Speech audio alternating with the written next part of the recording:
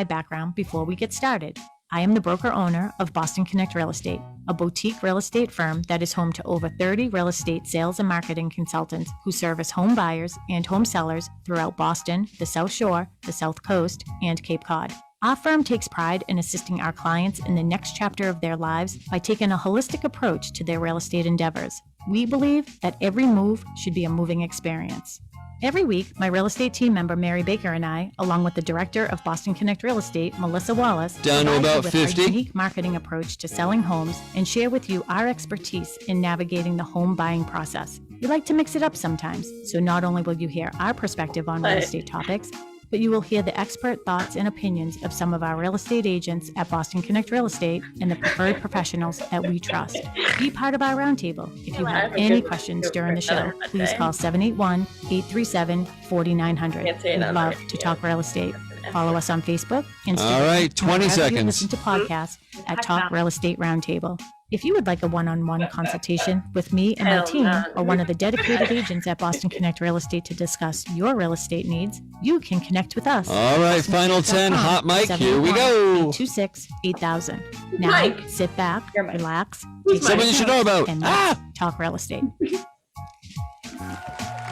And hello to all our South Shore neighbors. You are listening to Talk Real Estate Roundtable. My name is Melissa Wallace, and I am joined in studio by my team member, Mary Baker. Hey, Mel. Hello. And we are joined via Zoom with Sharon McNamara. I'm not sure if she can hear me right now. I can see American flag. All the way from the vineyard. She's on the boat, of course. Their annual 4th of July trip that they do down in Eggertown. So enjoying, I don't know if the sun is out. I really haven't been. I feel like we need to today. pray to that. You know how you do the rain dance? We need to do a sun dance. Yeah. So that we can get some sun for Sharon and Mark down on the boat. Yeah. I don't know what that is. If everybody knows what a sun dance is. McCoy, the hustle. Whatever that is, a sun hustle. Yeah. Theme song about people. Yeah. We talked about last week. I was going to Newport and it pretty much rained the whole entire time. And what can you do in Newport when it's raining? Not just sit inside. So could have really been anywhere, but I'm sure Sharon feels the same way. So I can't really see. Oh, there we go. We can see her now. So I am going to get us all ready on Facebook if somebody wants to take over for me right now. Sure can.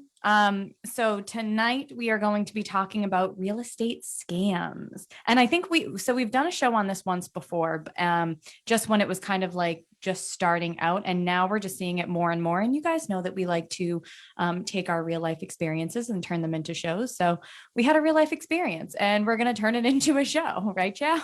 Yeah. And the thing is I don't really like when these types of situations happen, but when it happened perfectly because it happened yesterday and I am away, as you can see. I did my show we did our show from when I was here last year too, except for it was sunny and bright. This year, not so much, but we had the American flag in the background looks just as good though. Yeah, it's windy back there today. So the sun peeked out a little bit, but yeah, there goes our old glory back there. But it happened yesterday. And then when Mel asked, oh, what are we going to have for a topic tonight? I was like, oh, this would be a great topic. So I know, Mary, you're going to reach out to somebody that I was sort of chatting with on Facebook. I just don't know if he was able to make it or join us or not. I don't think so. I didn't see it on the agenda.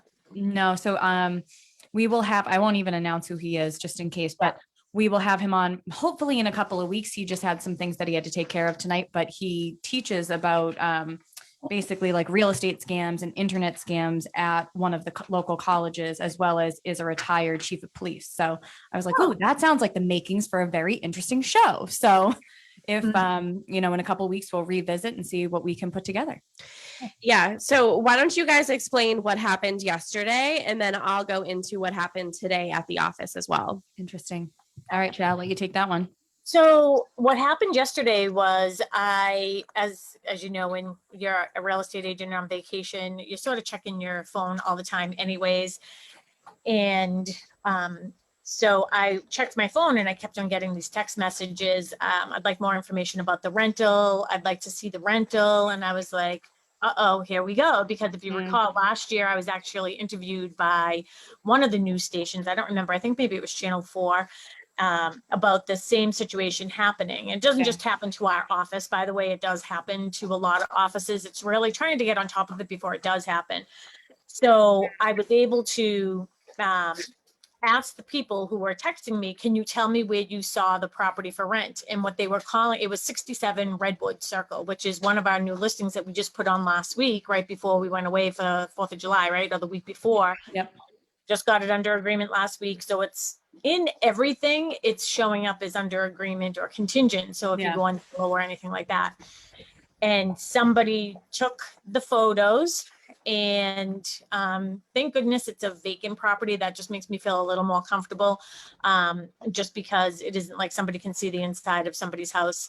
And they take the photos, and then they made a listing on a thing. I think it's called rental or something, Turbo Tenant. Yeah, turbotenant.com. And then what they did is they took that link and put it on Facebook Marketplace.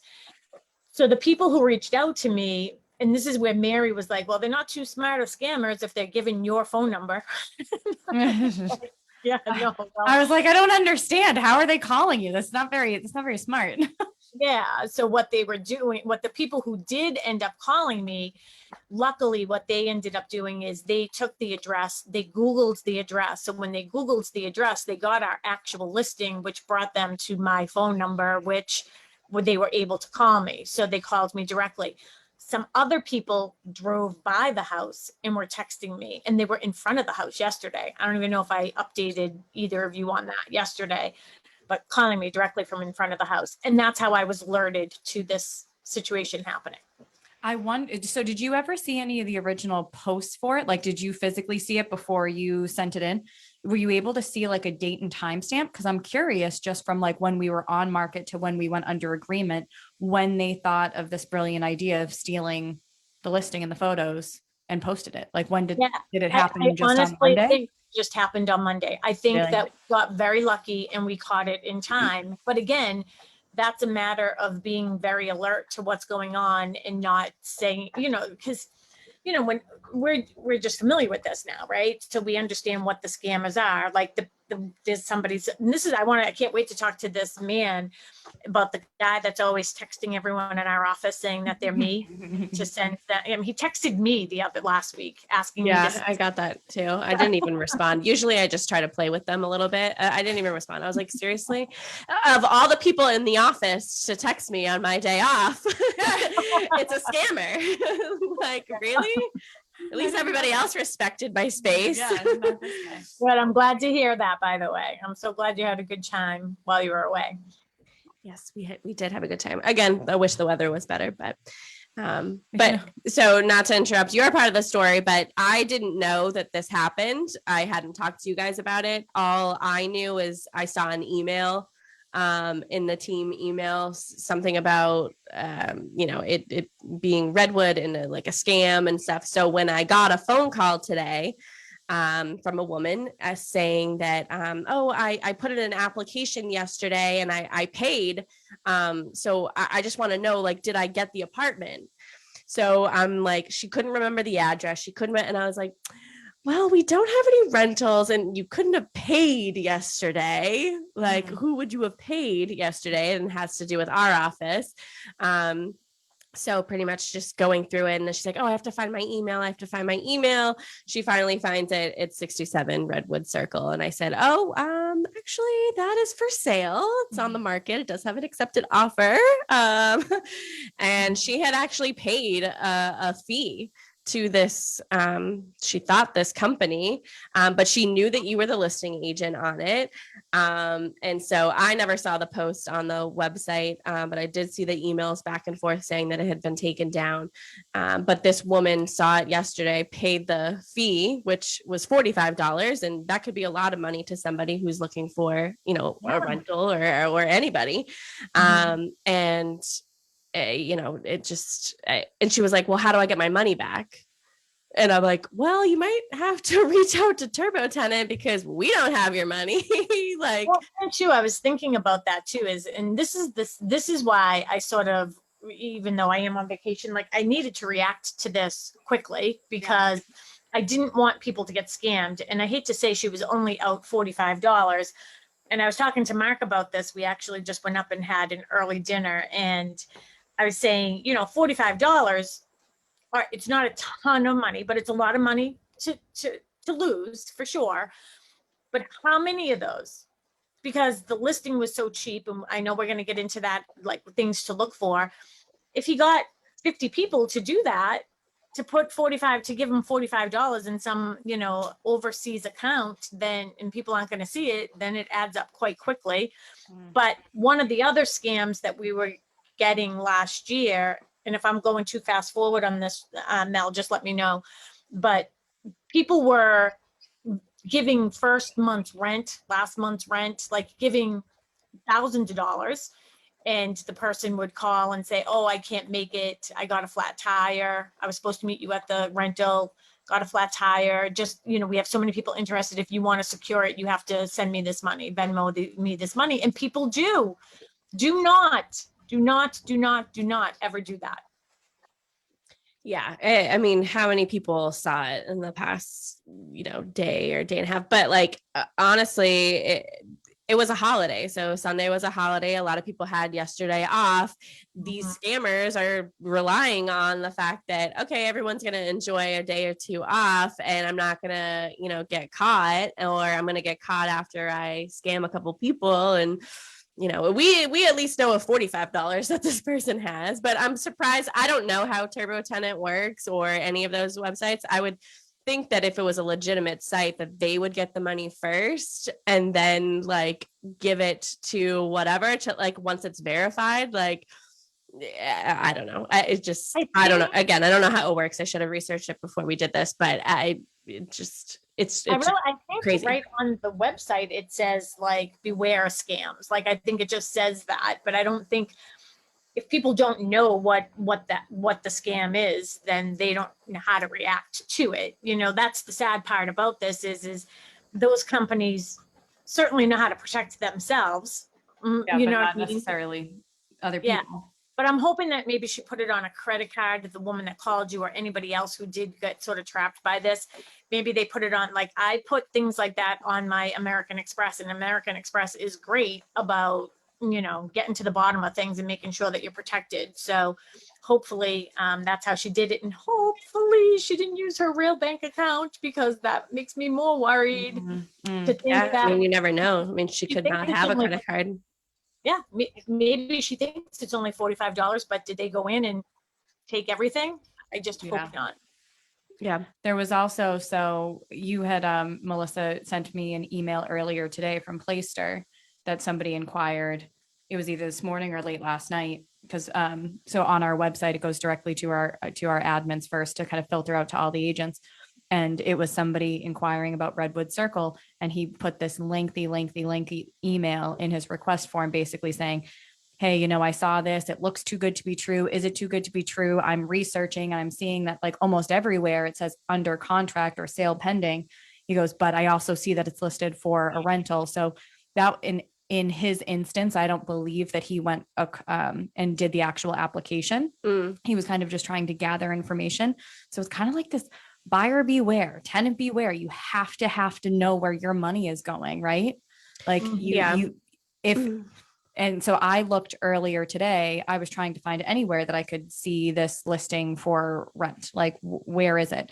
And almost everything that I came up with today, probably about 2-3 o'clock, I couldn't find a rental listing anywhere. It was all, you know, for sale. So it seems as if it's been taken down at this point. But I know I reached out to, so I was really lucky too, that I actually called everybody that texted me and they answered the phone.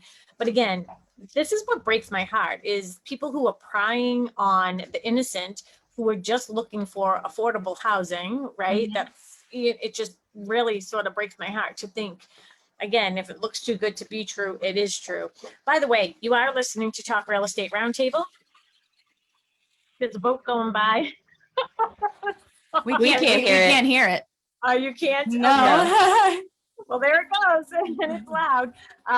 If you have any questions about this topic, or if you've heard of any real estate scams, we'd love to hear from you tonight. Ben is in studio, and he'll get you over to Melissa and Mary to ask us some questions if you want. 781-837-4900. We'd love to hear from you. And I know that the girls also have Facebook up, so you can also ask a question through Facebook on McNamara Broker Team, I believe is where we are. Yeah. I guess we can sort of jump into like just the generic things about like scamming. So like we talked about, they steal photos. So it might be a property that's on the market or even sold. So like last year, the property that was, for rent was actually one of your former Buyers. but Well, you guys had listings both and the buyers, sides. yeah. So you recognize the photos instantly because you paid for them. Yeah. So they were professional photos. They were of your previous clients' stuff.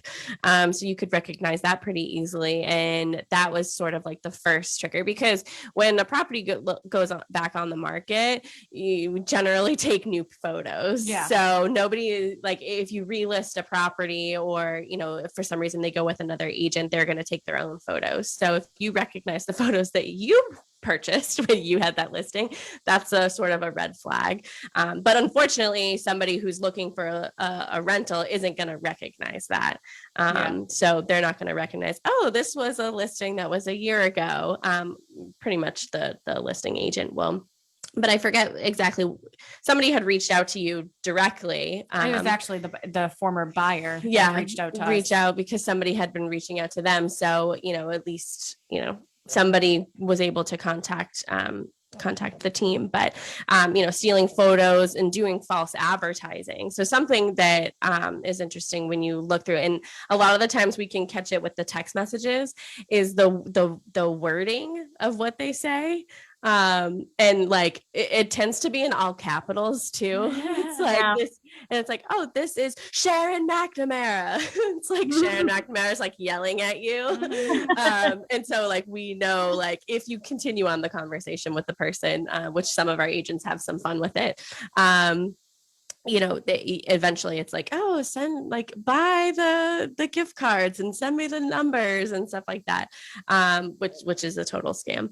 None of us no one's really ever gonna say that. I mean, I've never had anybody ask me for that. So I think nobody's gonna call you and say, hey, would you mind go picking up a gift card for me, and then maybe move on to something else, or just stop scamming. But false advertising. So you just be aware of, the spelling and the details, the grammar with the post. So if it's somebody like a company, so like Turbo Tenant, if it's a company doing this advertising, everything should be spelled right.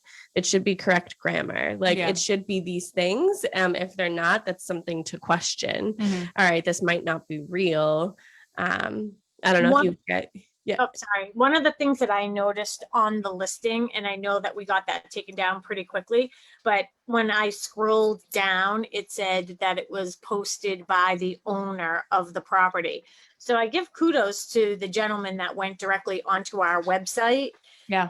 And, did his research. I mean, that's what he should be doing, is doing the research to try to trickle it down to see where it is, because Mel, when you were talking about the pictures, it would be way too coincidental that we just put a house on the market 2 weeks ago and now we're renting it with the same exact pictures. You know what I mean? So I think that was a good thing to bring up with the pictures. And a lot of times they do it with properties that are sold.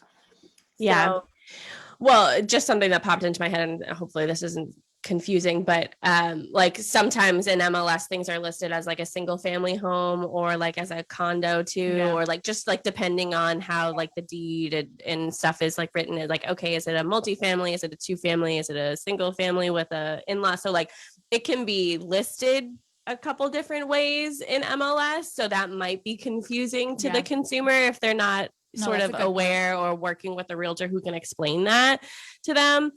So, I mean, I could see how like a consumer could look at, oh, there's a multifamily listed. Oh, there's a single family. They have the same photo. So like that could be confusing, but I think rentals and for sale, I mean, I don't really know of like a situation where somebody would put their house for sale and for rent at the same time.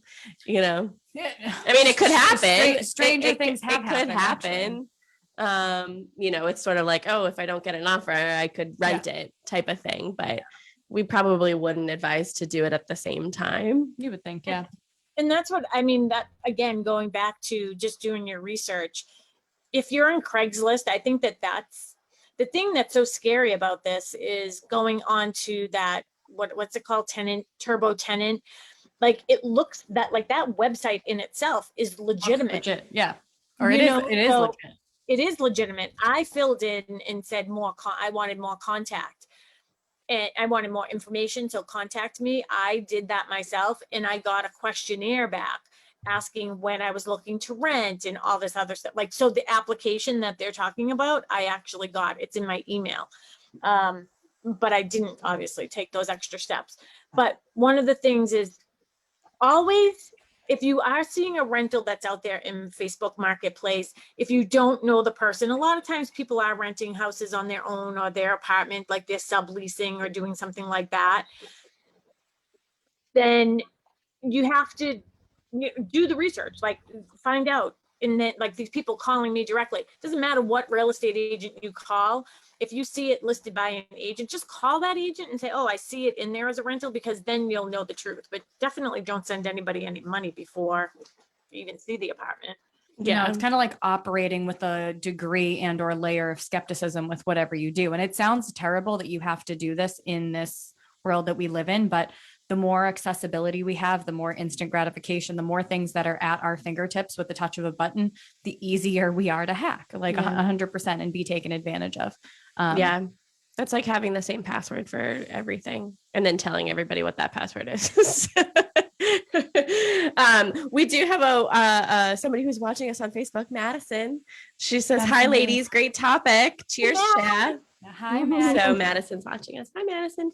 I would think that, all those are great things. Great things to touch upon. There's so many different types of scams right now, like internet scams. And that's why I think the episode that we do with the gentleman who teaches about internet scams will be so intriguing.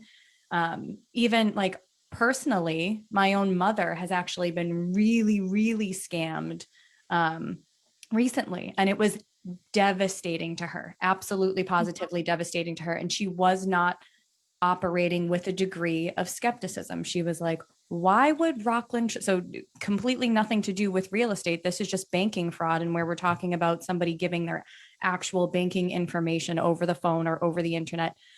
No bank, and I would love to have somebody who's in the banking industry call in and let us know what your thoughts are on this, but no bank is ever going to call you and ask you to verify your account number. They might ask you if you called them and they said, hey, what was the minimum purchase that you just made? If you don't know your account number or something like that, that's one thing. But for them to actually call you, there's something bigger going on. And they used the gift card scam with my mother. They got her banking information, and I mean, it was really, really bad to the point where she's no longer on the internet because she's so terrified. So it's serious. It's not just potentially $45. It could be $6,000, $10,000. It's just people fall for it all the time. I think I've gotten like one call from my bank that I thought was a little questionable, but it was only because I had been collecting money for a donation to a charity, and I donated. I took all of the money and I donated, and it was a good amount of money. So like my bank called me and was like, I just want to make sure that like you're really donating to this. Like I'm like, oh no, it's legit. But I mean, it was nice to sort of know. It's like, but they're calling you and they're verifying. They're they're protecting you. They're making sure that you're okay. And when this person called my mother, it was all under the guise of, hey, we're seeing some fraudulent charges. Money's being taken out of your bank accounts. This is what you have to do to fix it. And I mean, somebody who isn't, I don't want to say just kind of very trustworthy, right? She's operating like, oh my gosh, that's such a nice thing for the banking place to do. I'm not going to give out any names. Place. Well, the bank. The bank. I just don't want to say the name of the bank. I don't know if I can. Yeah. Banking institution. How's that? Institution. Banking institution. There's money. She was really pleasantly surprised. I mean, she thought like they were trying to protect her, and then it's so violating. Yeah. And to have it go in such the opposite direction. I mean, yeah, it was just awful. So this is like super serious. Yes. Guys. Well, it could be dangerous. I don't know what the statistic is, but I would assume that it's sort of the older generation that can fall for these types of scams. And especially if they're living alone, to have people just randomly showing up to their house or somehow contacting them because their home is for rent. I mean, that it can be dangerous. I would just, if we talk about this for a minute too, and if you remember, Melissa, your favorite show that we had with your favorite guests last year, yes, COVID, and we talked about, for me as a listing agent, I never put pictures of children's bedrooms in any of my listings. This is a very, very good example why. The internet is free. There are freaks out there. They are preying upon the vulnerable, right? So that's why I don't do it. Everybody has like, Johnny's room on, and I've talked about this in the past.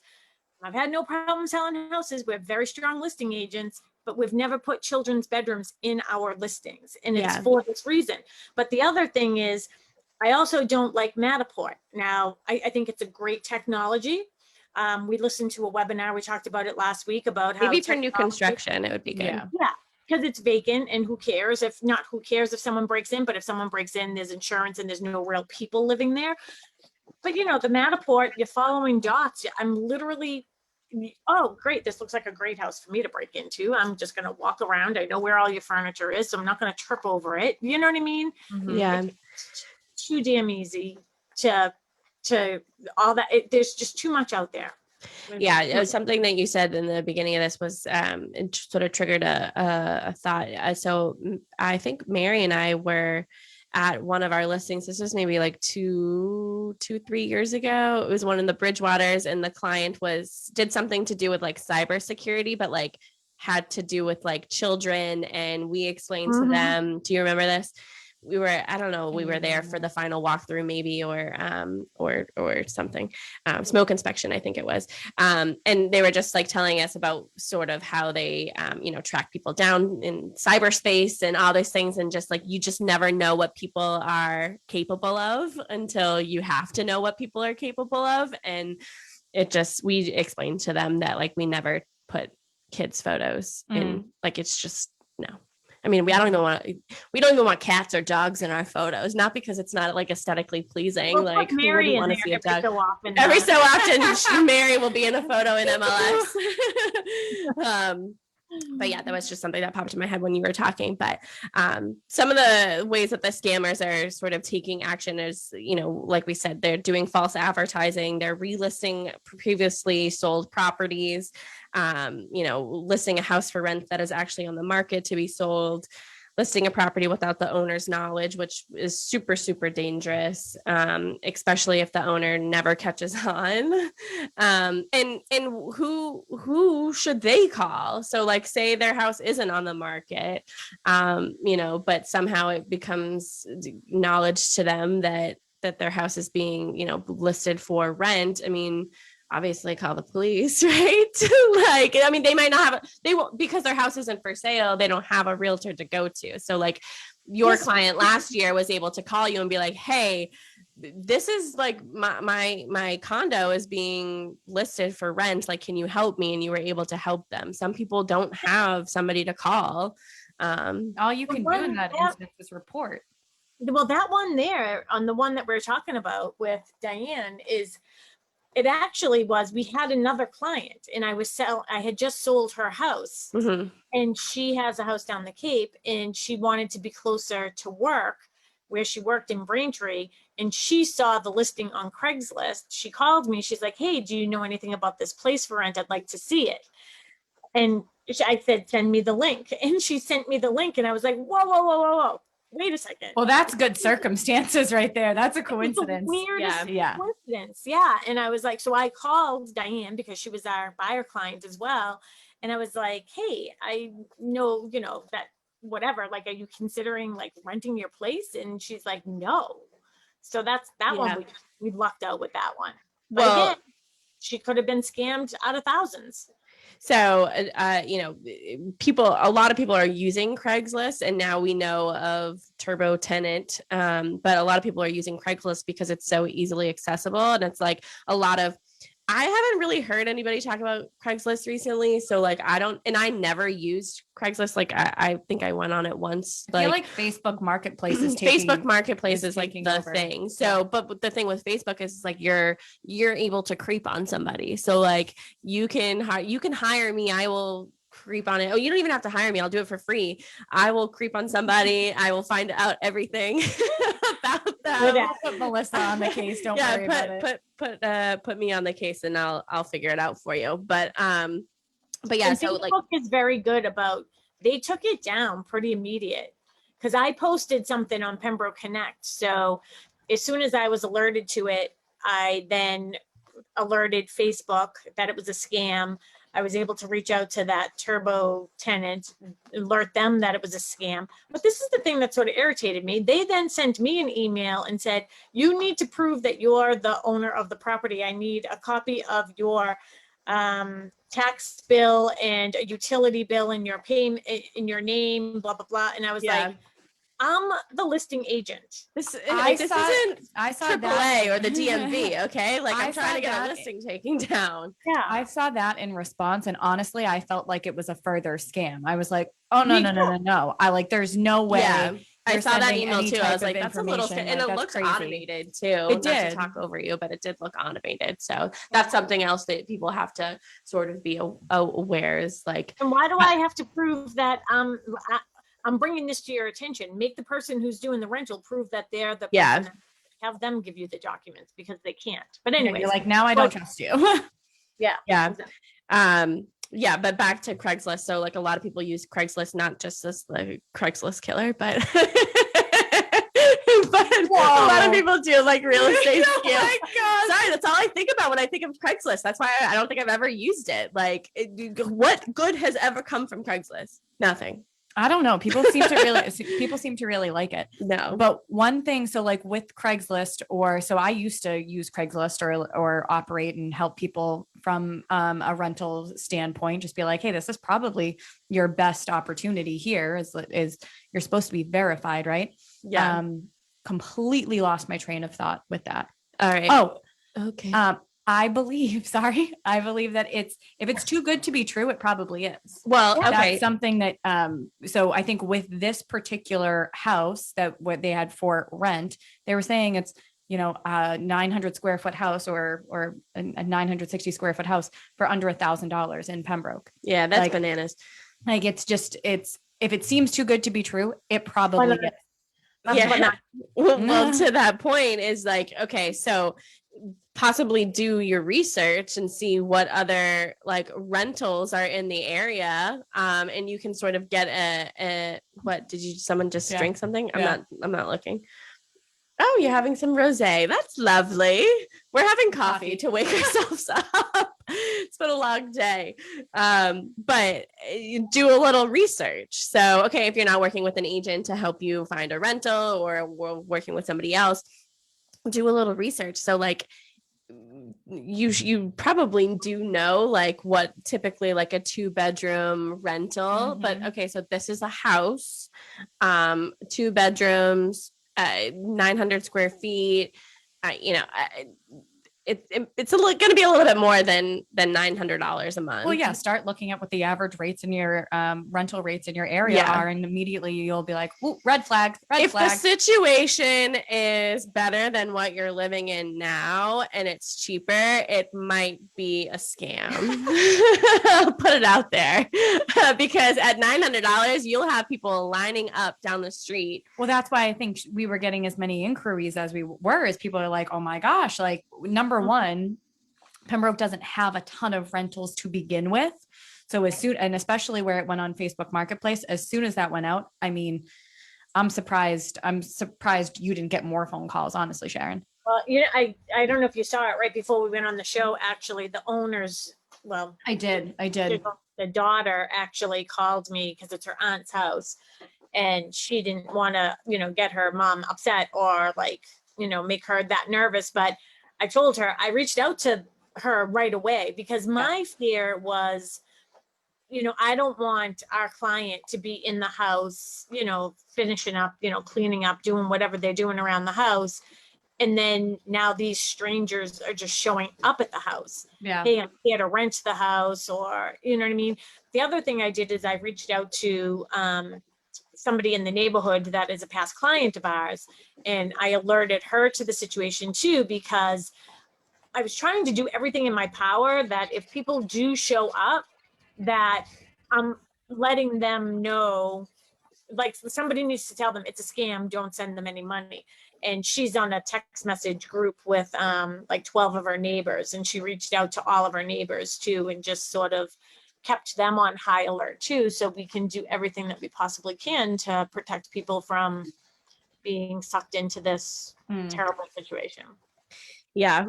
We have a couple people who are watching us. Ken McCormick, keeping it real, ladies. Hi. He's like our number one fan. Jasmine, I never would have thought of that. I'm sure she's talking about everything because we're just full of knowledge. Full of good ideas. Yeah. And then Kim McKenna is watching too. Thanks for the info. Yeah, I mean, this is Kim that I reached out to. It was Kim Kim that McKenna, I reached out to. Neighborhood yeah. watch. Yeah, I mean, that's then important. You really have to like, look out for your neighbors. Yeah, that's what I was just gonna say now. Exactly that, like looking out to your neighbors. And when I reached out to Kim, I was just like, at first I was like, I don't want to make her obligated to do this, but I'm clearly on vacation, and you know what I mean? Like, we're very fortunate. Our clients become our friends, and I know the type of people we work with don't want to see anybody else get hurt financially either. And it stinks that, people potentially, I really am curious, Mel, with that person. I'm sort of talking now, like real talk right on the radio, but the person, you have that person's phone number that called. Do you still have that phone number? You might want to call her back and just make sure that she alerts her bank or her credit card or something. Yeah, I did tell her I didn't put it in the text message, but I did have a little bit of a conversation with her because she was like, well, what am I going to do? So I was like, you just, however you paid for it, make sure that you reach them. Well, I hope they didn't take more money. That's what I'm hoping. I hope they didn't take money from her. As far as I know, it was just the money for the application. So, I mean, that's that. Other thing, maybe don't put in an application for properties that you've never seen in person. Yeah. Like that's scary. And that's kind of, so this air of desperation that we're in right now, even from a home buying perspective and a rental perspective, the amount of inventory is so limited that I feel like sometimes people are just acting from this desperate place. Just get me into something. I don't care what it is. Like, I just need a home. I just need a place. And their obviously living situation on the other side must be so I don't want to say inconvenient, but like, I'm sorry that I keep on interrupting it's all right. Like, like it's like I'm talking to real live people who have real live needs and like problems, I'm sure. $950 or whatever. I think it was $950 for, this house, a ranch style home. And they were just hopeful. Like, that's the part that, like, oh my gosh, it just like breaks my heart to think of, like, the woman who drove all the way there, and she just probably felt urgency that she wanted to be one of the first ones to have her application in. And you know what I mean? Like, that just literally breaks my heart. But now these people want me to help them find a rental. And it's like, there is no such thing as a house for rent for $945. There's no such thing. Yeah. Honestly, I scamming is never going to be over or gone. I know, this and is that's just sad. That's what the reality, some people, this is just what some people do, unfortunately, even though like this, I feel like is so ridiculous, like to scam somebody out of $45 for an application fee. Like, seriously, get a job. I literally, actually at Redwood Circle earlier today, we were going through like a home inspection process, right? And I went there and I met up with the buyer's agent and the buyer. And I said, hey, I just want to make you aware of this. I'm not sure if you've seen anything, but I don't want the buyer to feel as if anything's going on. I don't know if you've seen that, like there was a post and Hi, Miss Marley. Hi, Marley Bella. But I don't want her to feel as if, anything's going on. And like, we're very much aware of it. We've already notified everybody that we can, and to have it taken down. And he operates in the rental field quite often. And he was like, oh, Mary, you have no idea. I've had FBI, like he does a lot of rentals. And he's like, I've had FBI come to our office. I've had somebody come to our office in tears that they actually gave somebody $6,000. And he was like, well, you didn't give it to me. Like, Yeah. I don't know what to tell I don't you. have it. You might want to go try and call somebody, call the police, Glenn does do a lot of rentals. Yeah. He does. He was going over even just some like credit card scams or debit card scams. People wanted where he was renting to somebody and he was actually a facilitator in them getting caught later on down the road. But he was renting to somebody who was literally stealing millions of dollars via ATM cards. That's how sophisticated their game was. Yeah. And they would leave and go out of the country or stay somewhere for 3 months, leave and go out of the country, stay somewhere, come back. And that's what they did. I was like, isn't it just easier to get a job? Like that seems like a lot of work to me. Yeah. The Catholic girl in me, it just feels better knowing that these people will rot in hell. That's how I feel. Okay. We did go to jail. So yeah. Good job, Glenn. I always get nervous when I use like an ATM. Like I always try to use the ATM at my bank. Yeah, I never use anything. I never use I don't even do like the cashback thing. I'd rather just go to my bank and use the ATM. And I always get like nervous when I get gas because I always want a receipt because I don't want the person next after me stealing my just think that it's not the transaction is not done unless I have a receipt. Okay. That's just how I am in my head.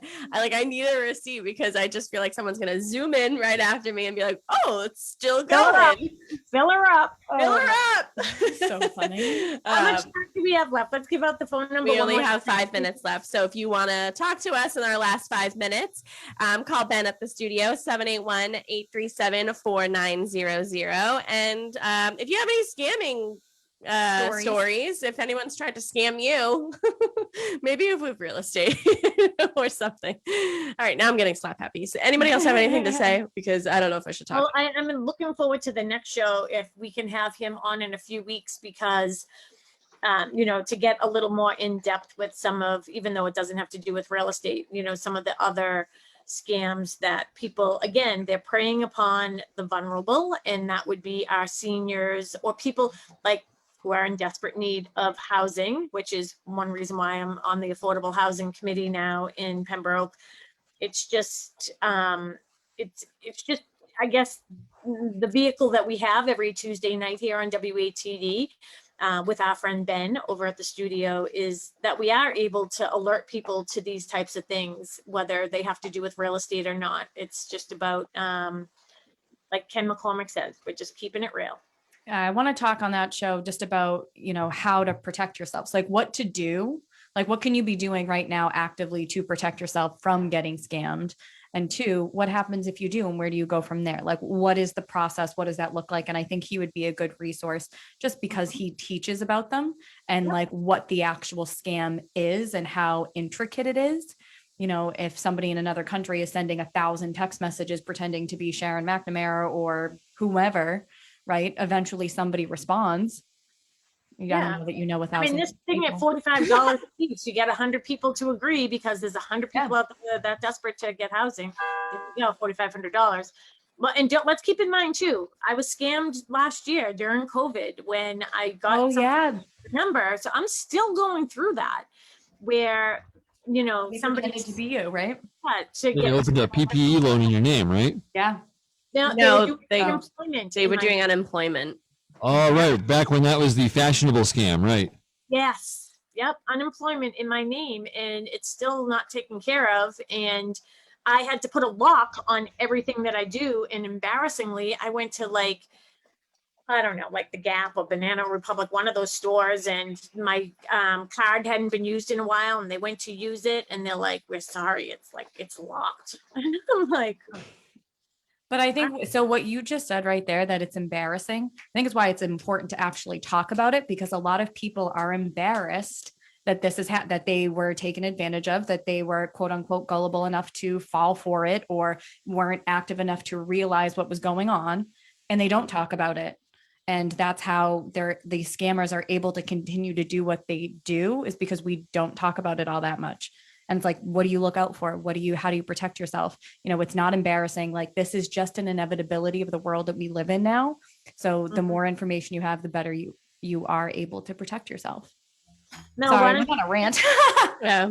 give our listeners 3 top tips from tonight's show on how they can best protect themselves and things to look out for with rental scams?